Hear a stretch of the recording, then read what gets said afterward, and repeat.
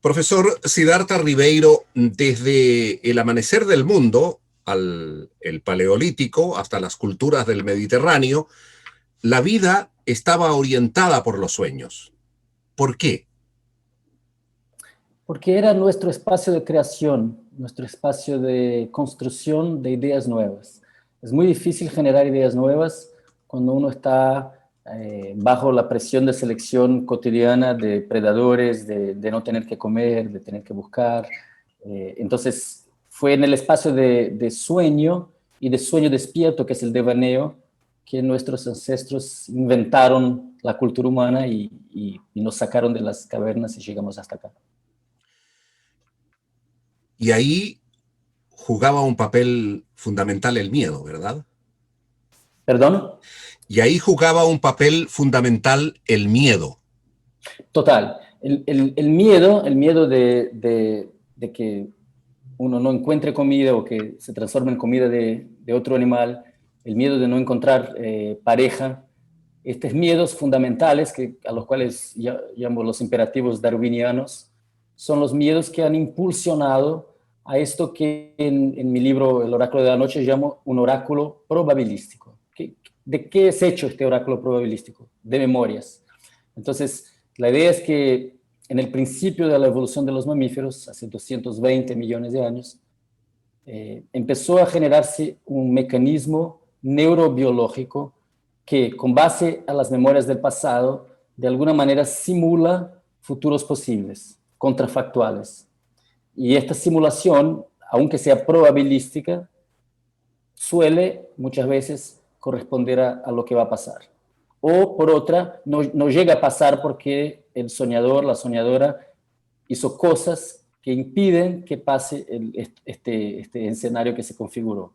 Y al principio debería ser un oráculo probabilístico basado en muchas variables, pero que son variaciones del mismo tema, de estos tres temas: matar, no morir y procrear. ¿Procrear se dice en español? Exactamente, sí, señor.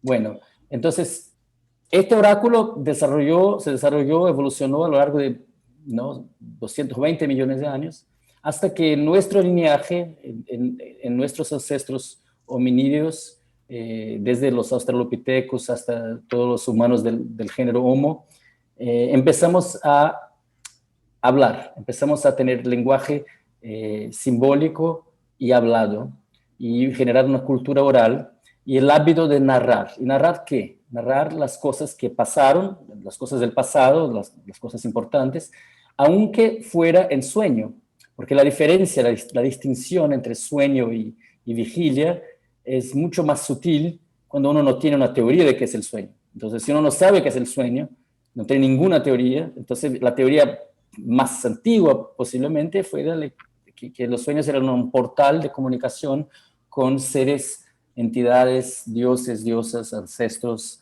un mundo de vida eterna, ¿no? Entonces está en la base, de hecho, en la base de los mitos, la experiencia onírica, la experiencia con los sueños. Y, por supuesto, cuando ya llega ya muy cerca a nosotros, cuando llegamos a la historia propiamente dicha, o sea, en el periodo en que tenemos un registro simbólico de qué pensaban nuestros ancestros, o sea, estamos hablando de 4.500 años, más o menos, ya vemos este oráculo probabilístico con toda su complejidad, con muchas tapas de complejidad que van mucho más allá que los imperativos darwinianos de matar, no morir y procrear. Y ahí de esto tenemos testigos, muchos sueños célebres de la literatura mesopotámica, de la literatura egipcia, etcétera, que van a hablar del sueño ya al principio de la Edad del Bronce como algo que es un oráculo. Un oráculo, por supuesto que ellos creían que podía ser determinístico. Y que A en mi libro propósito de lo trato que de usted, argumentar. a Sí, propósito sí, claro. de lo que usted dice, de estos sueños célebres, efectivamente eh, los hay en abundancia. Yo cito aquí el caso, por ejemplo, de Julio César. Su mujer, Calpurnia, le dice que había soñado que lo iban a asesinar y por lo tanto que no fuera al Senado. Era un 15 de marzo, que por estas cosas anecdóticas es el día de mi cumpleaños. Pero bueno, pero Ah, anécdotas oh, aparte, anécdotas aparte, ¿Es posible pensar que se trate realmente de un sueño profético y no de un invento literario posterior? Es que el sueño es siempre un relato de una experiencia privada y por lo tanto uno tiene que en primer lugar creer al soñador o soñadora que hizo el relato, y cuando ya es un sueño histórico ya es como tapas y tapas de escuchar oír, ¿no? De conexión indirecta con el sueño mismo. Entonces, no sabemos si este sueño es una invención de los biógrafos o si es un sueño que una mujer específica llamada Calpurnia tuvo. Pero los sueños de este tipo son tan frecuentes, tan abundantes, como dijiste usted, que son cosas que uno puede experimentar en su propia vida, ¿no? Sueños que pueden llegar a predecir el futuro de manera exacta, como hizo el sueño de Calpurnia. Y para este tipo de sueños los antiguos tenían un nombre, que era el sueño teoremático, el sueño que exhibe el futuro tal cual va a pasar. Por supuesto, si Julio César hubiera escuchado a su mujer, ¿no? Y no ido al Senado este día, posiblemente no hubiera sido asesinado este día. Pero pudiera ser asesinado después, porque las condiciones objetivas, políticas, para que fuera asesinado estaban dadas. Entonces, es interesante pensar que el sueño, aunque llegue a ser una premonición perfecta, aún así no tiene que ser algo asombroso, espantoso, metafísico. Podemos entender una predicción muy bien hecha por un sueño como el efecto del pasaje de actividad eléctrica por un montón de neuronas que representan memorias, que por supuesto tienen que ver con la percepción, en este caso que tenía Calpurnia, de que su marido no tenía amigos en el Senado. Hay sueños efectivamente que determinan la existencia no solo de personas, sino que de pueblos enteros. Ahí está el caso de la Biblia o el sueño del príncipe Federico que salva a Lutero y determina un cambio histórico muy importante. Pero en la Edad Media, la Iglesia da la espalda a la interpretación de los sueños. La declara herejía y la combate encendiendo fogatas aquí y allá, ¿verdad? ¿Qué determinó esta decisión? Todas las religiones están basadas en revelaciones. En algún momento una persona muy especial, un profeta, un líder espiritual, tiene revelaciones, sea por rezar mucho, hacer mucha oración, sea por estar solo, por hacer privaciones de todo tipo, ayunos o meditación, pero de toda manera al fin llega a cierta visión. Y esta visión es una visión que puede mover el pueblo, que puede decir, vamos por este camino, ¿no? Y eso pasó con la religión cristiana, los sueños son muchísimo abundantes en los textos del Viejo Testamento, son bastante abundantes en la historia de Cristo, son bastante abundantes en la historia de Pablo. Entonces no hay por qué dudar de la influencia de los sueños en la matriz cristiana. Son importantes para San Agustín, son importantes con Tomás de Aquino, son importantes con Lutero, pero se agudiza con el pasar del tiempo algo que ya los antiguos sabían, que los sueños, aunque puedan llegar a predecir el futuro, muchas veces no lo hacen, muchas veces son ruido, muchas veces son algo que te confunde en lugar de iluminar el camino. Entonces, el gran problema, de hecho, cuando San Agustino habla de los sueños, es discernir cuáles son los sueños que pueden predecir el futuro y cuáles son los que son basura. Cómo distinguir lo que es útil a la gestión del Estado, de la Iglesia, y lo que es herético. Y por supuesto, como siempre, y como aludiste antes a la cuestión política, los sueños han sido manipulados para los poderes seculares, ¿no? Y para que se pudiera generar cohesión social, ¿se dice eso? Para generar Sí, por cohesión supuesto. social alrededor de una creencia.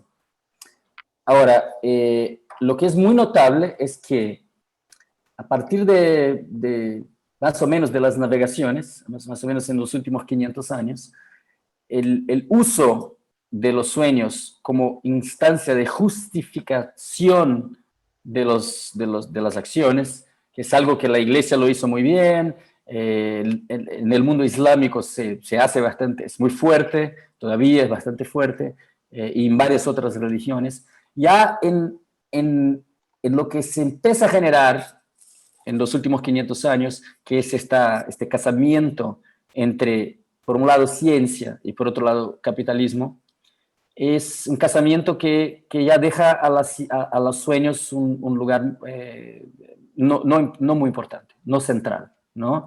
Porque la revelación de tener un sueño, decir, bueno, yo tuve un sueño de que vale la pena ir a India a comprar especiarías a vender a Europa.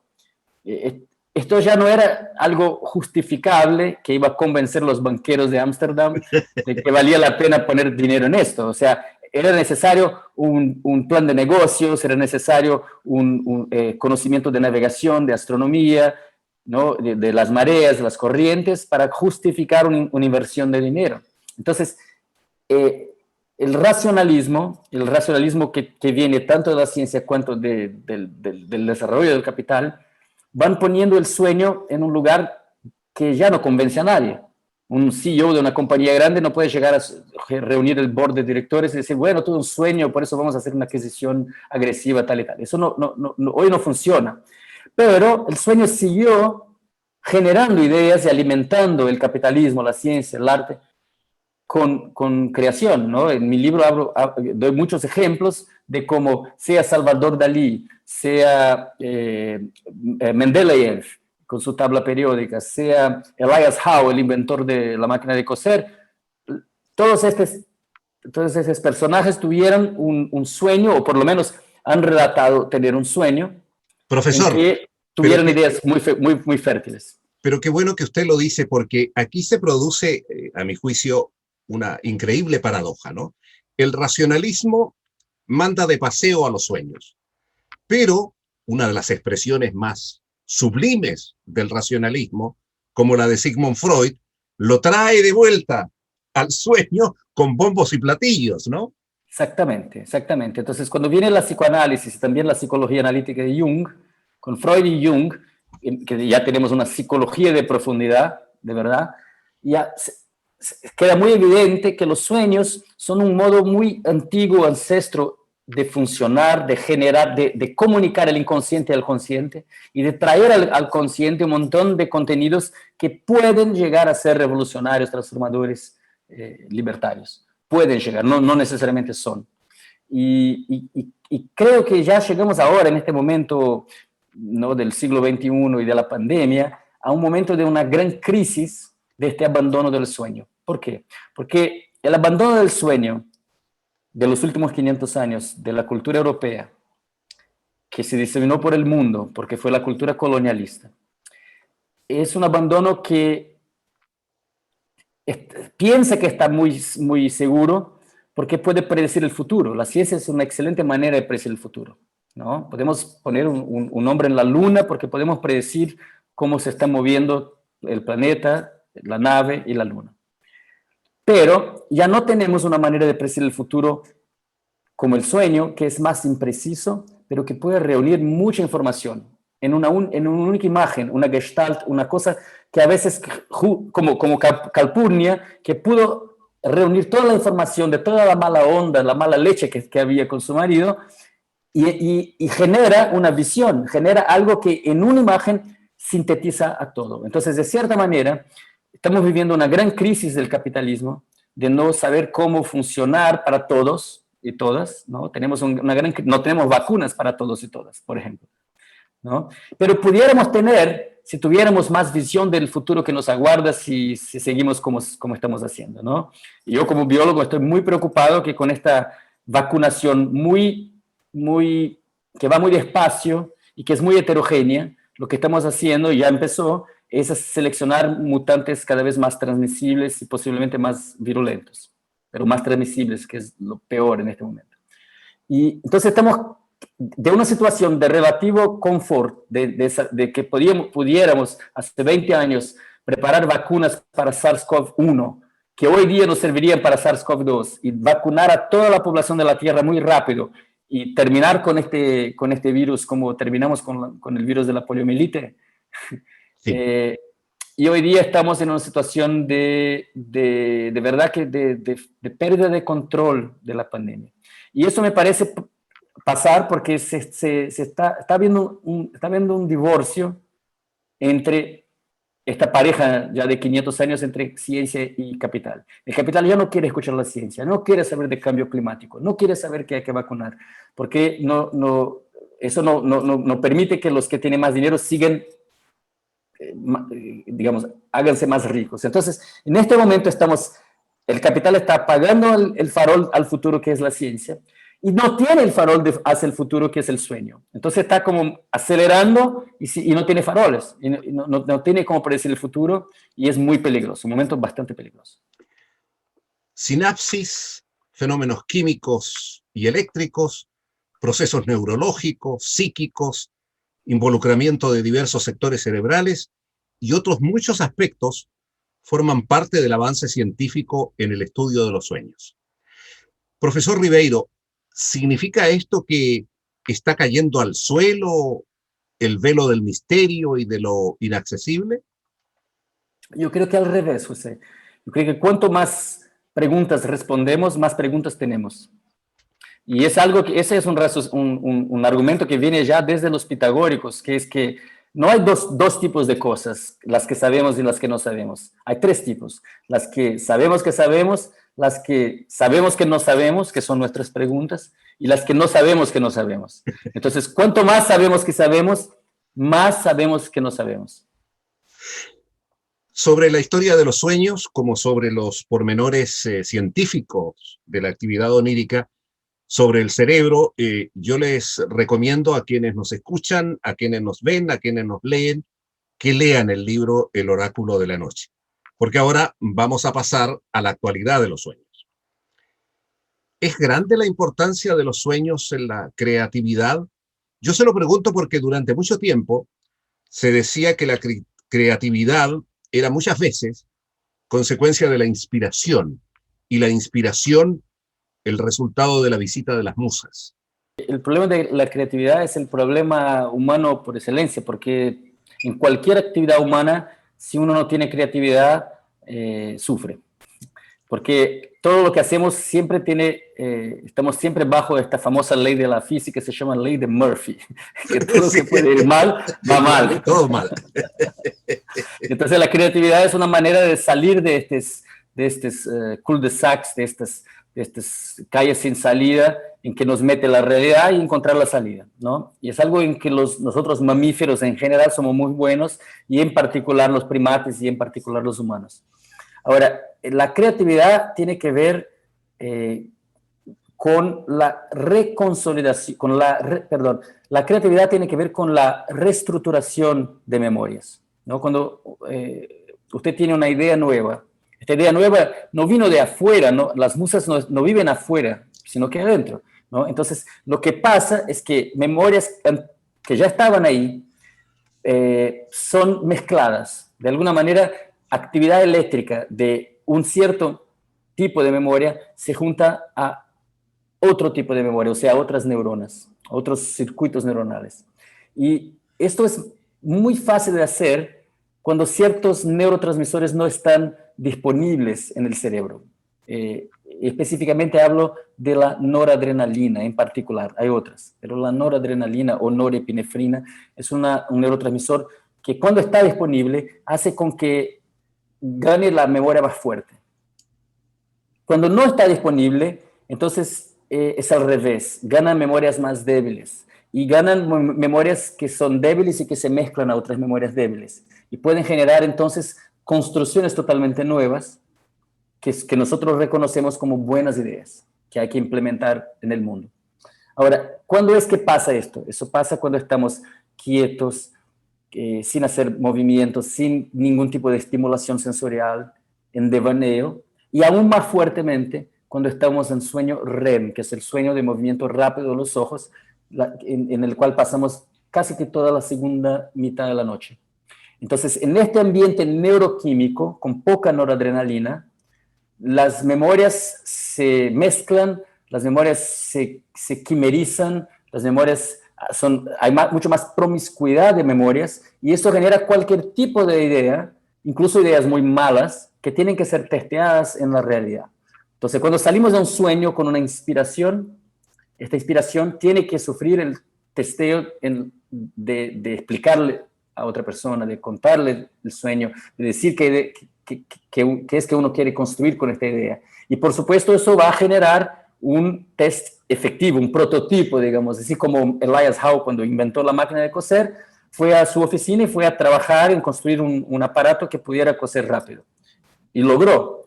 Ahora, es importante entender que nosotros occidentales vamos a este proceso de manera muy pasiva. Esperamos que caiga en nuestra cabeza una buena idea en un sueño. Mientras los antiguos griegos, los antiguos egipcios y también los pueblos hoy día que son cazadores-colectores, amerindios, aborígenes australianos, que son indígenas o pueblos originarios, que son muy hábiles en el arte de soñar, van al sueño de manera activa. Entonces van al sueño para resolver problemas, buscando resolver problemas, ya digamos, con una intención que de partida es una intención, para ellos mágica, por supuesto, pero una intención de resolución. Y es algo que ellos nos critican. Por ejemplo, el gran chamán, el gran pajé Yanomami, David Kopenawa, que escribió un increíble libro, A Queda do Céu, La Caída del Cielo, creo que se dice. Y él dijo, el hombre blanco a veces incluso sueña muy mal, no sabe soñar, pero cuando sueña apenas con su ombligo. No sueña el sueño colectivo. Y esa es la crítica que hace. Hasta ahí todo bien, ¿no? Dice usted, las musas no están fuera, están dentro. Pero hay un caso que usted señala en su libro y que yo no logro hasta el momento entender, que es el de Srinivasa Ramanujan, el matemático indio que tuvo visiones de rollos de contenido matemático muy complejo y que se desarrollaban ante sus ojos y que él atribuyó a una deidad india. Pero él no tenía mucha preparación académica, era fundamentalmente autodidacta. Entonces, ¿cómo recibió eso? Es muy interesante tu pregunta porque no es muy común entre matemáticos que la inspiración venga de los sueños. Así es. Es muy común en otros tipos de académicos, de científicos, pero no en los matemáticos. Y esto tiene que ver posiblemente con el hecho de que nuestro cerebro no evolucionó para representar símbolos matemáticos o letras. Es muy raro, es muy infrecuente que una persona tenga sueños con texto o con notación matemática. No es frecuente. Y lo que pasaba con Ramanujan es que él tenía inspiración matemática muy original, muy adelantada de su tiempo. Incluso hoy, mucho de lo que hizo apenas hoy día se comprende, y es muy importante. Pero no era en notación matemática, era de manera mucho más gráfica, de manera mucho más visual, ¿no? Entonces los sueños son muy buenos como pantalla visual, no son muy buenos como pantalla de símbolos matemáticos. Y era exactamente en este dominio de la intuición de regularidades, pero visuales, y que tiene que ver con las series matemáticas que desarrolló Ramanujan, que aparecían estas inspiraciones, que estaban conectadas a su diosa principal y a la creencia de su familia, de hecho toda una historia de relación de los hindús con sus dioses para obtener conocimiento en sueños. Lo que es muy interesante es que cuando Hardy y otros matemáticos encontraron esta matemática, digamos, divinizada de Ramanujan, entendieron que aunque para ellos no fuera posible demostrar una cosa así, había mucha verdad ahí. Hardy dijo, eso era tan complejo que no podía ser mentira. Sí, claro. Y le dieron bola, lo llevaron a Inglaterra, lo que para él, de hecho, no sobrevivió mucho, tuvo tuberculosis, pero fue una manera de que su increíble inspiración fuera formalizada en términos de la matemática occidental y generalizada, etc. Yo creo que el caso de Ramanujan es la excepción que confirma la regla, que para los matemáticos la inspiración onírica, cuando llega en forma de imágenes, no en forma de notación. Profesor, tengo aquí una noticia del Centro de Investigación de Neurociencia de Lyon en Francia, que dice que la capacidad de recordar los sueños ha aumentado un 35%, y además las personas reportan un 15% más de sueños negativos respecto al tiempo anterior al COVID. Es decir, que la pandemia tiene un efecto significativo en lo que se llama hoy sueños de cuarentena, ¿no? Exactamente, hay muchos estudios en el mundo, varios países han estudiado eso. Nosotros acá también en Brasil hemos publicado un estudio reciente en PLOS ONE mostrando que las personas están soñando más con palabras de rabia, miedo, con sueños que tienen que ver con contagio, con contaminación, con limpieza, y que todo este contenido semántico está íntimamente relacionado al sufrimiento psíquico, sufrimiento que se puede medir como aislamiento social y para el cual usamos escalas de la psiquiatría. Lo que está pasando es que estamos nosotros bajo presión de selección, estamos nosotros con miedo de morir, estamos nosotros con incertidumbre, estamos nosotros más parecidos a nuestros ancestros, y es algo colectivo. Nuestra dificultad de dar una buena respuesta colectiva, seguimos peleando, si va con máscara, si no va con máscara, si vamos a la escuela, si no vamos a la escuela. Con esta pelea estamos perdiendo para el virus. Si uno mira ahora, si vamos ahora a Google y miramos la curva de muertes de COVID, es una curva que está creciendo y creciendo, creciendo desde octubre en el mundo. Entonces, es muy natural que el oráculo probabilístico del sueño se encargue de procesar todo esto y tratar de buscar soluciones. Por supuesto, muchas soluciones son individuales. Usar máscara es una solución individual que afecta al colectivo. Pero hay otras soluciones que son totalmente colectivas. Vacunar a un grupo de gente y no a otro grupo de gente es una pésima manera de abordar el problema, ¿no? Y entonces yo creo que lo que vamos a ver en los próximos años, porque no creo que la pandemia se va a resolver en meses, con las variantes, ya son 3 variantes importantes que no son igualmente, para las cuales las vacunas no son igualmente eficaces. Entonces yo creo que por muchos años todavía vamos a tener que lidiar con este problema. Ojalá que lo podamos resolver. Yo creo que la resolución de este problema tiene que ver con la introspección, tiene que ver con volverse para adentro, tiene que ver con soñar el futuro, soñar la solución. Hoy día mucha gente dice, quiero volver al normal, pero el normal de 2019 fue lo que nos llevó a la crisis. Tenemos que pensar un otro normal. Profesor Ribeiro, entonces usted piensa que el sueño es un episodio de psicosis indispensable para la salud mental. ¿En qué basa su teoría? Bueno, la teoría es muy antigua. Cuando los creadores de la psiquiatría se encontraban en el siglo XIX, estamos hablando de Bleuler, de Kraepelin, del mismo Freud, cuando hablaban en congresos o se comunicaban científicamente por artículos, básicamente no entraban en acuerdo con mucha cosa. Había muchas diferencias entre ellos, pero había algunos puntos sobre los cuales estaban completamente de acuerdo. Y uno de estos puntos era que veían a la psicosis como una invasión del sueño a la vigilia. O sea que la psicosis sería un tipo de sueño. Y esto fue algo muy aceptado al principio del siglo XX, hasta los años 50 más o menos. Era algo que se entendía como muy razonable, incluso porque se entendía que los mecanismos cerebrales que causaban al sueño REM deberían estar también involucrados en la psicosis, y con eso la necesidad de entender al paciente con psicosis, de escuchar sus sueños, de hablar de su historia de vida, de su familia, etc. Cuando ya llegamos a los años 50 y se descubren fármacos que son antagonistas del receptor de dopamina y que pueden calmar a una persona que está en un surto psicótico, hubo un gran,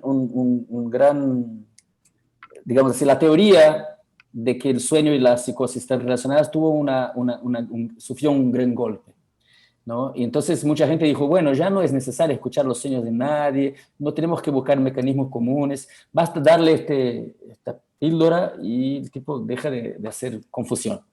Y por supuesto, son fármacos que resuelven mucho más el problema de la familia, el problema del entorno social, que el problema de la persona que está enferma.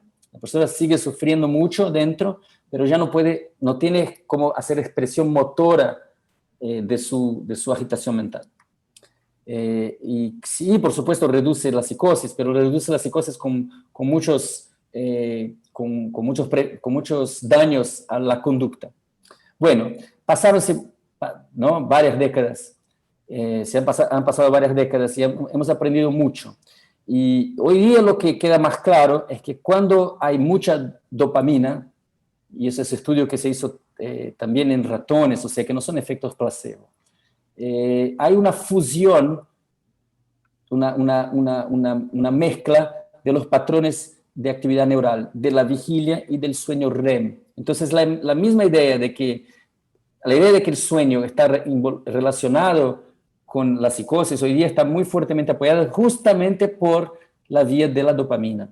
Entonces, hoy, con 120 años después de Freud, cuando decimos, ¿era verdad o era mentira lo que dijo? Mucho de lo que dijo era verdad. Cuando dijo, el deseo es el motor del sueño. Y sabemos hoy día que sin deseo, sin las neuronas que permiten desear y que involucran la dopamina, no hay sueño. La persona puede estar en sueño REM y sin embargo no va a tener la experiencia onírica, o sea, de estar en una película subjetiva interna. Hoy día yo diría vivimos el momento de la síntesis entre lo que es la neurociencia cuantitativa, experimental, empírica, biológica, y lo que es el psicoanálisis, la psicología analítica de Freud y Jung. Vivimos un momento en que ya vemos a estas dos contribuciones no como antípodas, sino que como complementarias. ¿Es el soñador el que mejor puede interpretar sus sueños? ¿O hay seres como los chamanes y los científicos como usted que están mejor preparados para esta tarea? Una persona que no sabe nada del soñador no puede ayudar en nada a interpretar un sueño. Entonces el soñador tiene las llaves, tiene todas las llaves. Ahora puede no ser consciente de las llaves y ahí puede ayudar el psicoanalista, puede ayudar el amigo, puede ayudar el chamán, ¿no? Ahora, o sea que hay arte en interpretar sueños y hay conocimiento y hay ciencia en interpretar sueños, pero desde que el soñador o la soñadora permita, ¿no?, de acceso a su intimidad para entender el contexto. Si yo te digo, yo tuve un sueño con un tiburón, a priori mucha gente va a decir, bueno, es una pesadilla, pero no sabemos cuál es el significado específico de tiburón para mí hoy, que puede cambiar, mañana puede ser distinto. Yo puedo ser una persona que me encantan los tiburones y mañana tengo un encuentro malo con uno y ya me cambia la asociación. Entonces, yo creo que la gran percepción de Freud fue decir, los sueños sí tienen sentido, que es una cosa que en este momento mucha gente negaba.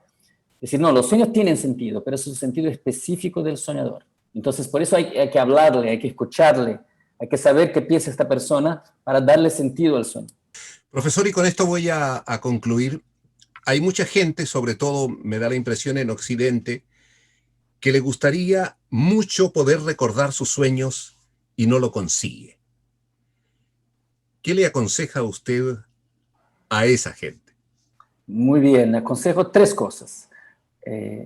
Durante el día entero, tratar de hablar de su sueño a la persona con quien puedas hablar, a tu esposa, a tu esposo, a tus hijos, a tus abuelos, a tus colegas, amigos, etc. Que el sueño sea un tema de conversación. Al llegar a la noche, antes de dormir, cerrar todas las pantallas, cerrar todo, sacar, ¿no? Sacar teléfonos celulares, telemóviles, no sé cómo llaman ahí, sacar todo de la habitación, ¿no? Ir a dormir a una hora no absurda, en un momento en que la melatonina está alta y el cortisol está bajo, o sea, no en la madrugada, ir a dormir en un momento razonable, no comer demasiado, no tomar alcohol antes de dormir, o sea, hacer una higiene del sueño. Y antes de dormir, pensar, yo voy a soñar, yo me voy a acordar y yo lo voy a relatar, yo lo voy a escribir, o hablar, o grabar, puede ser. Hacer algún tipo de autosugestión de que va a lograr acordarse el sueño. Y ahí viene el momento clave es al despertar. En este momento de despertar es no salir de la cama de ninguna manera, no hablarle a nadie, no hacer nada que no sea el relato, o sea, tratar de concentrarse, buscar la imagen más fuerte del sueño y usar esta imagen como la punta de un hilo que uno va poco a poco sacando y sacando y sacando y viene ya una historia larga. Mucha gente que me dice que nunca ha soñado, después de empezar a este tipo de entrenamiento, ya después de pocos días empieza a acordarse de una imagen, después de 2 imágenes, después ya viene un párrafo entero de historia, y ya a los 5 o 6 días puede escribir 10 páginas. Y varios sueños, José, no apenas un sueño, pero varios en la noche. La buena noticia es que soñar es tan natural cuanto respirar. Si nosotros permitimos que pase, va a pasar.